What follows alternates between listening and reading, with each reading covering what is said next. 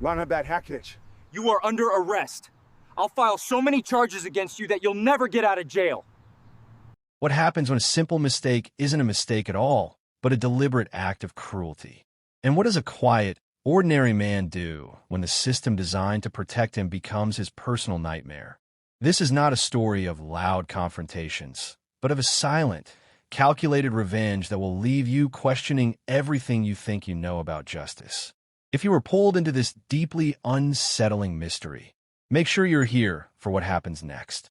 Subscribe to the channel and hit the bell so you don't miss a single story. Now, I have a question for you. Where in the world are you watching from? Let me know your city name in the comments below. The rain fell in steady, gray sheets, turning the neon signs of the city into blurry smudges of color. Inside a small, cluttered apartment, Marcus Thorne was trying to fix a broken hinge on his kitchen cabinet. His hands, usually so steady from his work as a carpenter, fumbled with the screwdriver. A low, persistent throb had started behind his eyes, a headache born from a long week. He just wanted to finish this last chore, make a simple dinner, and sleep. The world outside his window was a distant, muffled thing, another life entirely.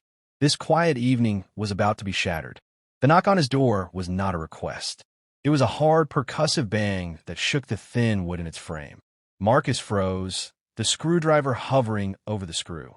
His heart gave a single, hard thump against his ribs. No one ever knocked like that. He placed the tool down slowly, his movements careful, and walked to the door. He didn't open it right away. "Who is it?" he called out, his voice sounding strangely calm. "Police! Open the door now!" A gruff voice commanded from the other side. Police? Marcus's mind raced. A frantic search through a life that was painfully ordinary. He paid his bills. He worked hard. He minded his own business. Confusion washed over him, cold and unsettling. He undid the chain and turned the deadbolt, pulling the door open. The hallway was filled with them. 2 officers in dark uniforms stood directly in front of his door, their faces set in hard, impersonal lines. Behind them, another pair stood watch, their hands resting on the butts of their holstered pistols. The lead officer, a man with a close-shaved head and sharp, narrow eyes, looked Marcus up and down. "Marcus Thorne?" the officer asked, though it didn't sound like a question. "Yes? What's this about, officer?" Marcus asked, his voice laced with a bewilderment he made no effort to hide.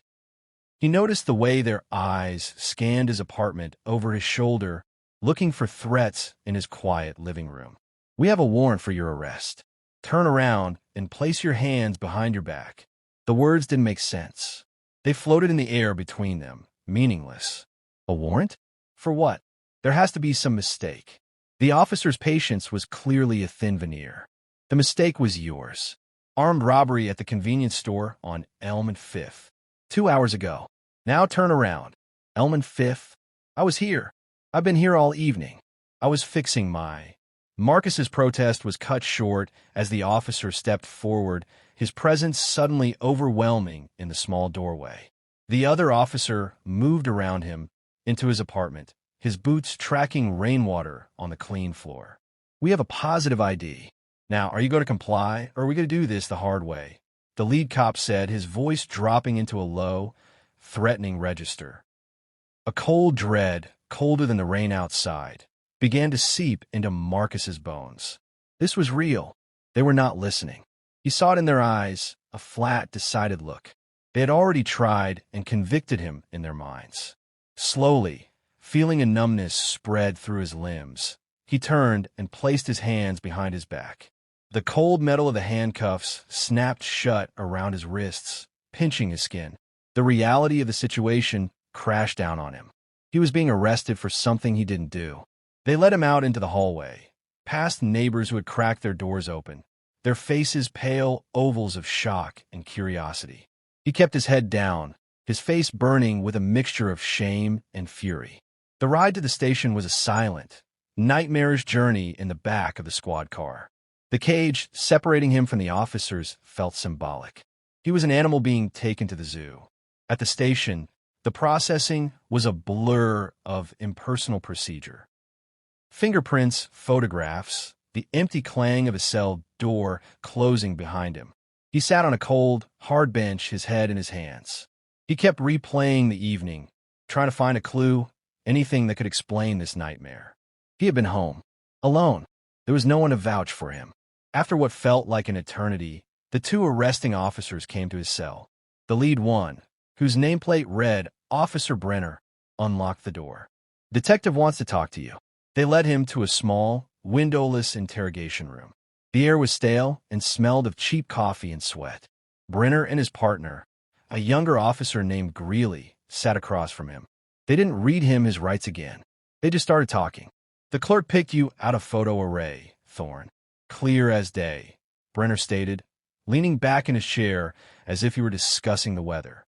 "It wasn't me," Marcus said, the words sounding weak and pathetic even to his own ears. "Yeah, they all say that," Greeley chimed in with a faint, dismissive smile. "I want a lawyer," Marcus said, clinging to the only right he knew he had. "Sure, you can call one. But it's not going to change the facts," Brenner said. He pulled out a small evidence bag from his pocket. Inside was a crumpled receipt from a grocery store. "We found this near the scene. Time-stamped for 7:05 p.m. Your name is on the membership part of it. You were there, Thorne. You messed up and dropped your receipt." Marcus stared at the small piece of paper as if it were a venomous snake. It was his receipt. He had gone to that store yesterday, not tonight. He had bought milk and bread. That's from yesterday. Look at the date. It says the 14th. Today is the 15th. Brenner glanced at the receipt, then back at Marcus, his expression unchanging. "Look smudged. Could be a 5, could be a 4. Doesn't matter. It places you in the area, along with the eyewitness. It's an open and shut case." The sheer, terrifying wrongness of it all made Marcus feel like he was drowning. They weren't listening. They had a story, and they were forcing the pieces to fit, even if they had to break them to do it. He fell silent, a deep, weary resignation settling over him. He just stared at the scratched surface of the table, at the receipt that was supposed to prove his guilt.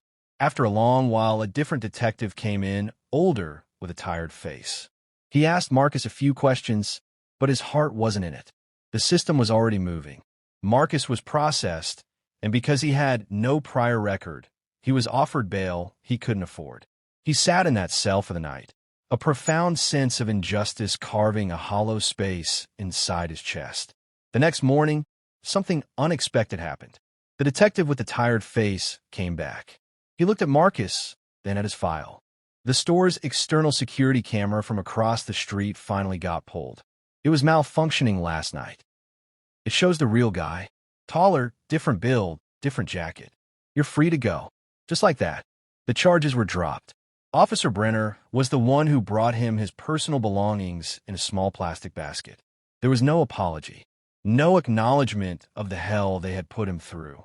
As Marcus signed the release forms with trembling hands, Brenner stood nearby, shuffling through some papers. He looked over at Marcus, and with a tone that was almost casual, he said to his partner, but loud enough for Marcus to hear, "Lucky break. Guess we'll have to wait for the next one. These guys all look the same anyway." The words hung in the air, toxic and heavy. Marcus's blood ran cold. It wasn't a mistake. It was a choice fueled by something ugly and deep. He took his things, his wallet, his keys, and the contents of his pockets from the basket. Without a word, without looking back, he walked out of the precinct into the harsh morning light, a free man who had never felt less free. The world looked different now.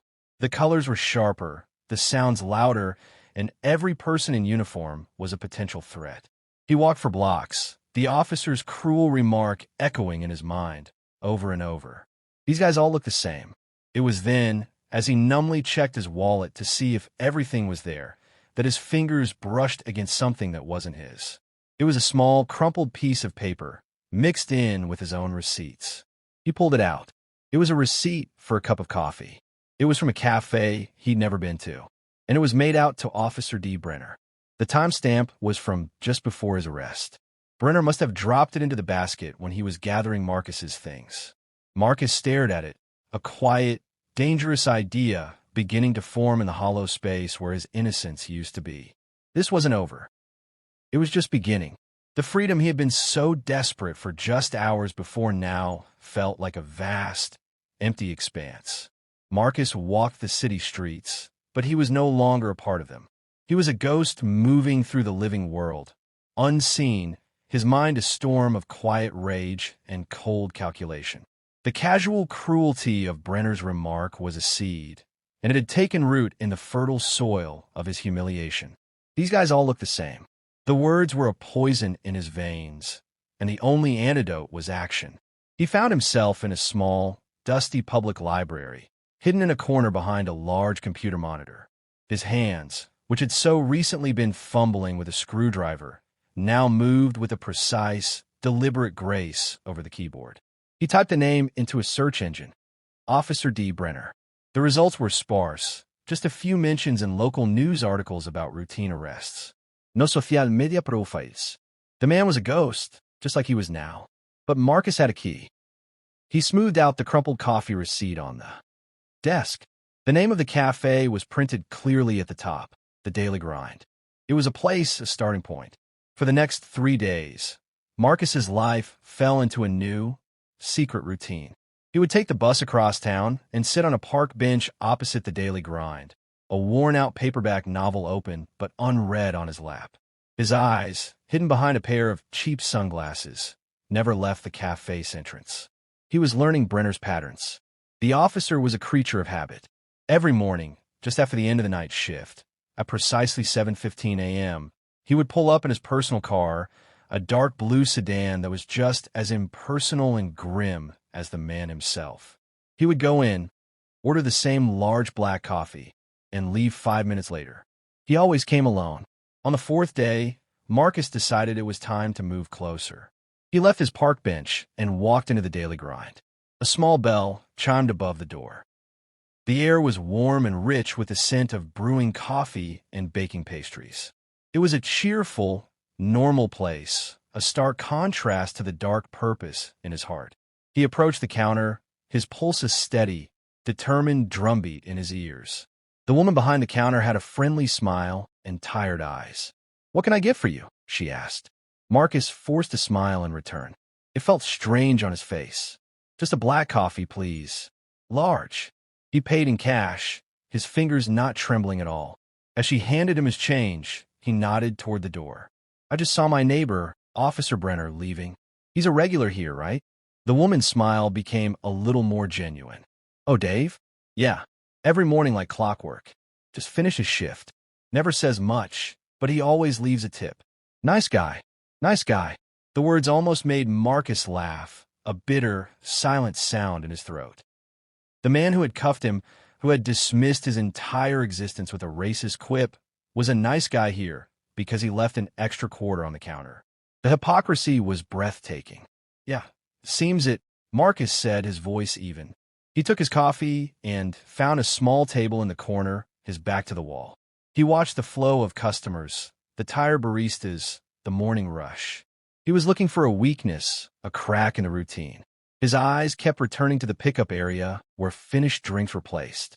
He saw the barista call out names and orders, placing the cups on the counter for customers to grab. It was an open, vulnerable system. The next day, he was back. And the next. He became a part of the scenery, just another quiet man with his morning coffee. He learned the baristas' names from their name tags. The friendly woman was Chloe. He learned that the busiest time was between 7:20 and 7:40, right after Brenner's visit, when the rush of 9-to-5 workers hit. During that chaos, the small kitchen area behind the counter became a frantic dance, and the drink station was often left unattended for precious seconds as everyone scrambled to fill orders. A plan began to form in his mind, not as a grand idea, but as a series of small, simple steps. It was not about violence or confrontation. That was their language. He wanted something quieter, something that would worm its way under Brenner's skin and make him feel a fraction of the powerlessness Marcus had felt in that cell. He wanted to give him a taste of a world that was suddenly, inexplicably wrong. He spent an afternoon in a large pharmacy, walking the aisles with a shopping basket. He bought a pair of disposable latex gloves. He bought a small packet of sugar. And he bought a cheap, generic bottle of laxatives. The pills inside were small, white, and innocuous. Back in his apartment, he crushed several of them into a fine, white powder using the back of a spoon. He mixed the powder thoroughly with the sugar from the packet. He poured this new, special blend into a small, unmarked Ziploc bag. It looked exactly like the sugar packets you get at any diner. The following morning, the air was crisp and cold. Marcus stood in the alley beside the daily grind, his breath pluming in the air.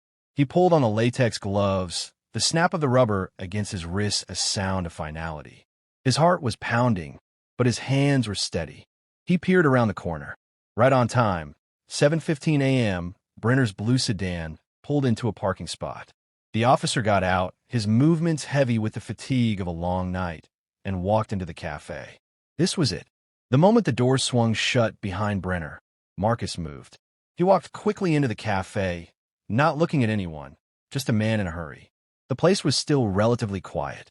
He saw Brenner at the counter, already placing his order. Marcus made a beeline for the drink station. As predicted, it was unattended. Chloe was busy at the espresso machine. Another barista was in the back grabbing milk. There, sitting on the counter beside the napkin dispenser and the stir sticks, was a small ceramic container filled with sugar packets. His eyes scanned them. Most were white paper packets branded with the cafe's logo. But tucked amongst them were a few smaller, plastic packets of raw sugar. His target. He needed something that wouldn't be immediately associated with the cafe's own supply. His gloved hand darted out. He snatched 2 of the plastic raw sugar packets and, in one fluid motion, replaced them with 2 identical-looking packets from his own pocket, the ones he had prepared at home. The whole action took less than 3 seconds. He turned and was already walking toward the exit, his head down, as Brenner himself stepped away from the register to wait for his drink. Marcus didn't look back. He pushed the door open, the bell chiming brightly, a sound that felt like it was mocking the darkness of his act. He walked down the street, turned the corner, and only then, in the solitude of the empty sidewalk, did he lean against a brick wall and let out a long, shaky breath. He pulled off the gloves, turned them inside out, and stuffed them into a public trash can. He was blocks away by the time Brenner would have picked up his large black coffee, torn open one of the special sugar packets, and stirred its contents into his drink. He didn't know what would happen. Maybe nothing. Maybe the dose was too small. Maybe Brenner didn't even take sugar. It was a gamble, a single stone thrown into a pond, just to see the ripples. He went home and tried to sleep, but his mind was racing. He had taken a step across a line, and there was no going back. He felt no triumph, only a cold, patient stillness. He had started something. He would have to wait and see what he had unleashed. The revenge was no longer a thought. It was a process, and it had begun. The next 2 days were a strange, kind of purgatory for Marcus. He moved through his life like an automaton, performing the motions of his job, eating, sleeping, but his mind was elsewhere, locked on a single, fixed point across the city. He expected at any moment to hear a pounding on his door again, to see Brenner's furious face, to be arrested for something far worse than tampering with a drink. But the knock never came. The silence was somehow more unnerving than the threat itself. On the 3rd morning, his caution was replaced by a gnawing need to know. He had to see. He took a different bus, got off 2 stops early, and approached the daily grind from the opposite direction, his collar turned up against a bitter wind. He found a new spot to watch, a narrow alcove in front of a closed-down bookstore a few doors down. He pretended to be engrossed in his phone, his heart hammering against his ribs. At 7:15, the blue sedan was not there. A cold trickle of anticipation, mixed with fear, went down his spine. He waited, his eyes glued to the empty parking spot. 5 minutes passed, then 10. The normal rhythm of the morning was broken. At 7:30, a different car, a patrol car, pulled up. Officer Greeley, Brenner's partner, got out. He looked tired and irritated as he strode into the cafe. He emerged a few minutes later with 2 large coffees in a carrier, his expression grim. He didn't look around. He just got in the car and drove off quickly. A slow, deep satisfaction began to warm Marcus's cold hands. Something had happened, something that had kept Brenner from his routine. The small, white powder had worked. It was a childish prank, Really a mean joke, but the implications were immense. He had reached into a man's life and nudged it. He had caused a disruption. The power of it was intoxicating. He forced himself to stay away for a full week, letting the quiet victory settle. He didn't want to become a familiar face in the area, but the urge to see the consequences, to witness the ripple effect of his small stone, was too strong. The following Monday, he was back in his original spot on the park bench, the morning sun weak and pale. At 7:15, the blue sedan pulled in. Brenner got out. Marcus's breath caught in his throat. The man looked different, thinner, somehow, in just a week. His shoulders were hunched, and his face had a pale, sallow tinge, even from a distance. He moved slower, with less of the arrogant swagger he'd had before. He looked like a man who had been through an ordeal. Brenner went into the cafe. Marcus watched, his body tense. This was the moment of truth. Would he still get coffee? Would he still take sugar? After a few minutes, Brenner emerged, holding his large cup. But he didn't get straight into his car. He stood on the sidewalk, staring down at the drink in his hand as if it were a poisonous snake. He looked afraid. He unscrewed the lid cautiously and peered inside. He even brought the cup to his nose and sniffed it, his brow furrowed in deep suspicion. Finally, with a look of profound reluctance, he took a small, tentative sip. He winced, not from the taste, but from the memory of what it might do to him. Marcus watched, mesmerized. He had done more than give the man a stomachache. He had planted a seed of paranoia. He had made him afraid of his own daily ritual, of the one simple pleasure that started his day. The revenge was no longer about the physical act. It was about the mental prison he was building for Officer Brenner, brick by psychological brick. This was the key. This was the true power. It wasn't about causing pain. It was about causing doubt. It was about making the strong feel weak, the certain feel confused. He had turned Brenner's own world against him, just as Brenner had used the system against Marcus. A new idea began to form, bolder and more intricate than the first. The sugar packet was a test. It was a single note. Now he needed to write the entire symphony. He needed to make Brenner question everything, to make him feel watched, hunted, and utterly powerless. He needed to make him understand what it felt like to have your reality rewritten by someone else. He started following him. Not every day, but often enough.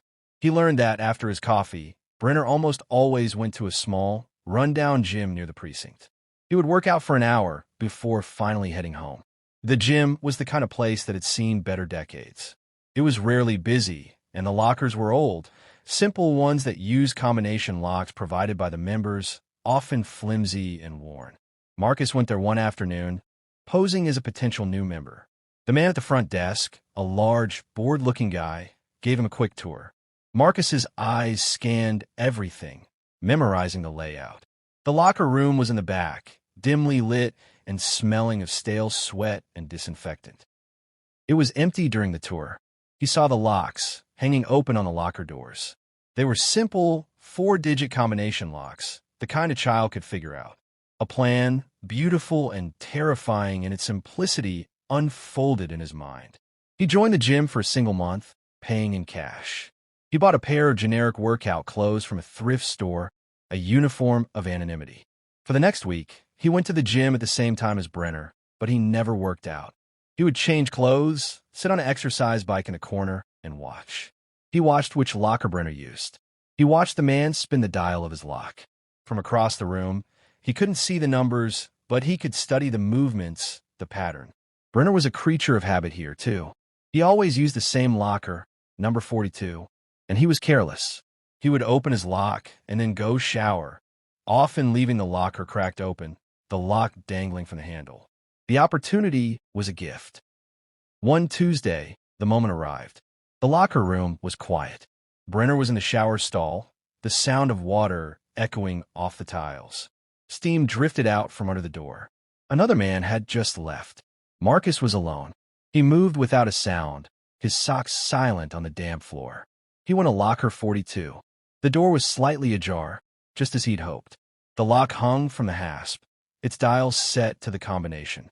His heart was a drum in his ears, but his hands were perfectly calm. This was what he did. He worked with his hands.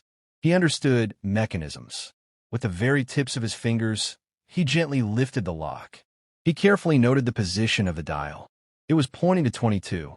He slowly, ever so slowly, rotated the dial. He felt the subtle clicks of the internal wheels. He noted the next number, 10. Then the last, 35.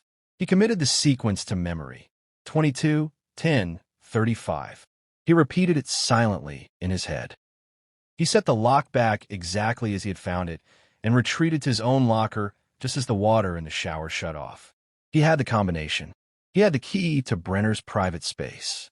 The next day, he arrived at the gym early. He went straight to the locker room. It was empty. He walked to locker 42, his own combination lock, a new one he'd bought, in his pocket. He dialed the numbers, 22, 10, 35. The lock clicked open. He took a slow, deep breath. He was in. He looked inside. It was exactly what he expected. A gym bag, a towel, a pair of jeans folded on the shelf, a wallet, car keys, and Brenner service pistol, holstered and locked securely to the inside of the locker with a small cable lock. Marcus didn't touch the gun. That was a line he would not cross. That was their world. His eyes fell on the wallet, and then on the keys. Among them was a key fob for the blue sedan. Another idea, brilliant and insane, sparked in his mind. It was too dangerous. It was madness. But it was perfect. It was the next note in the symphony. He heard voices approaching the locker room door. His time was up. He closed the locker softly, leaving everything exactly as he found it, and snapped the lock shut. He was sitting on the bench, tying his shoes, his face a mask of casual indifference, when two other men walked in. He had done it. He had breached the inner circle. He knew he couldn't take anything. Not yet. The first move had to be invisible. The fear had to come from something Brenner couldn't explain, something that would make him doubt his own sanity. He left the gym that day, the numbers 22, 10, 35 burning in his mind. The game had escalated. He was no longer just a victim fighting back. He was a ghost in the machine of Brenner's life, and he was ready to throw a wrench into the gears. The real revenge was just beginning. The days that followed were a masterclass in patience. Marcus lived a double life. By day, he was the quiet carpenter, measuring, cutting, sanding. By night, he was a shadow, a planner, his mind constantly turning over the possibilities that now lay before him. He had the combination to the locker. He had access to the heart of Brenner's personal world. The power of it was a quiet hum under his skin, a constant, low-frequency vibration. He waited for the right moment, a day when the weather was bad, when people would be hurrying, heads down, less observant. It came on a Thursday, with a forecast of heavy rain rolling in off the ocean. He went to the gym, as usual, his bag slung over his shoulder. He nodded to the board man at the front desk and made his way to the locker room. His timing was perfect. Brenner was already out on the floor, grunting through a set of bench presses. The locker room was empty. He didn't hesitate. He went straight to locker 42. His hands were steady as he dialed the numbers. 22, 10, 35. The click was soft, but in the quiet room, it sounded like a gunshot to his ears. He opened the door. There it all was. The wallet, the keys, the gun. His eyes lingered on the key fob for the blue sedan. This was the moment. This was the next move. He didn't take the keys. Instead, from his own pocket, he pulled out a small, cheap prepaid cell phone, the kind you buy with cash. It was sealed in a clear plastic bag. He had handled it only with gloves. It was clean, untraceable.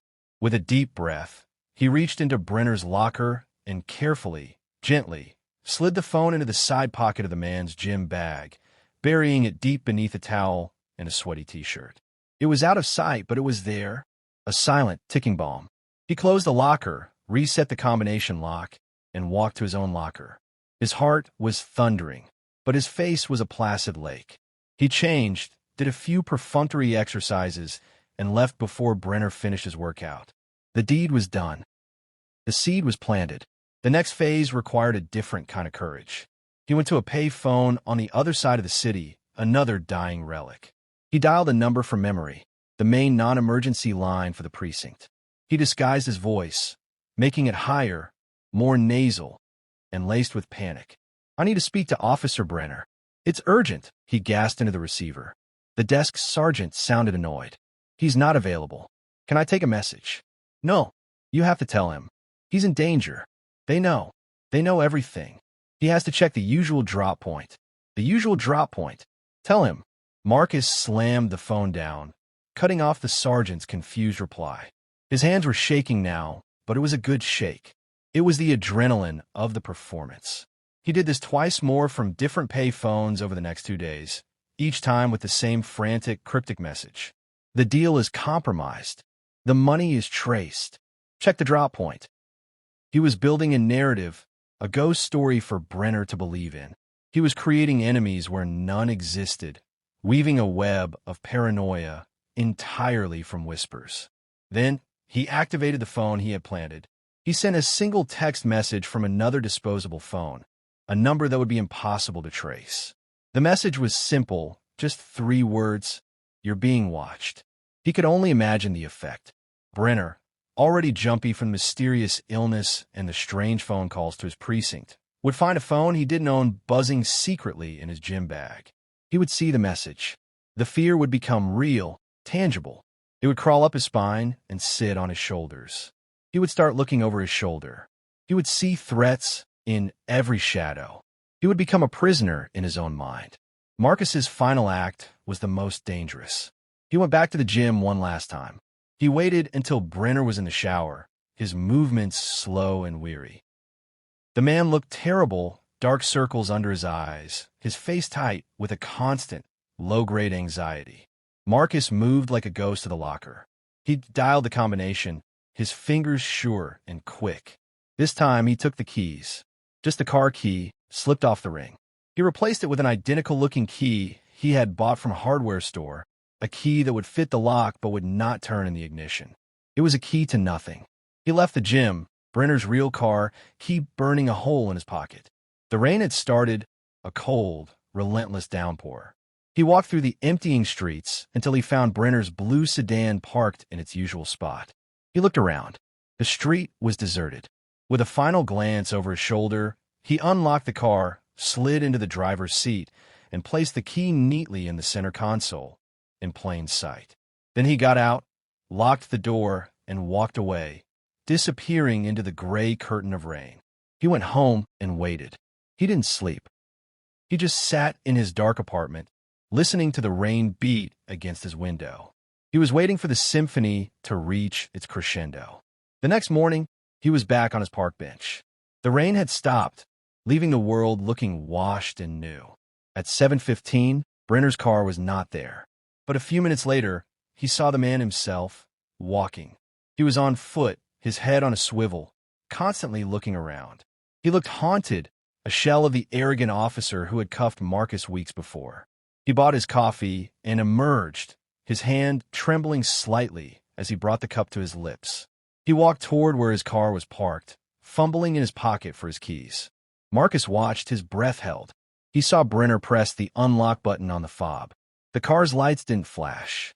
He pressed it again, frustration evident on his face. He tried the key itself, the fake key, jamming it into the driver's side door. It wouldn't turn. Marcus saw the confusion, then the dawning horror on Brenner's face. He was locked out of his own car. With his key. It made no sense. Brenner kicked the tire in a sudden, violent burst of fury, a raw, unfiltered moment of pure frustration. Then the fury melted away, replaced by something else. A deep, chilling fear. He looked around wildly, his eyes scanning the windows, the rooftops, the passing cars. He was looking for the eyes he felt on him. He was seeing the prison he was in. He pulled out his personal phone, his hands shaking so badly he almost dropped it. He was calling for help, calling his partner, calling the precinct, his voice rising into a panicked shout that Marcus could almost hear across the distance. Marcus watched for a moment longer, watching the strong man become weak, the certain man become utterly lost. He had taken everything from him that mattered, his sense of safety, his sense of control, his peace of mind. He had given him a taste of a world that was arbitrary and cruel, where things happened for no reason and nothing could be trusted. Quietly, Marcus stood up from the bench. He turned his back on the frantic scene and walked away. He didn't feel happy. He didn't feel victorious. He felt empty. The hollow space inside him was still there, but the burning anger was gone, cooled into a hard, cold stone of resolution. It was over. The revenge was complete. He had not laid a hand on the man, but he had broken him. He walked down the street, a free man, finally, truly free, leaving behind the ghost he had created and the man who had to live with him. The world was still sharp and loud, but the noise no longer scared him. He had become a part of it.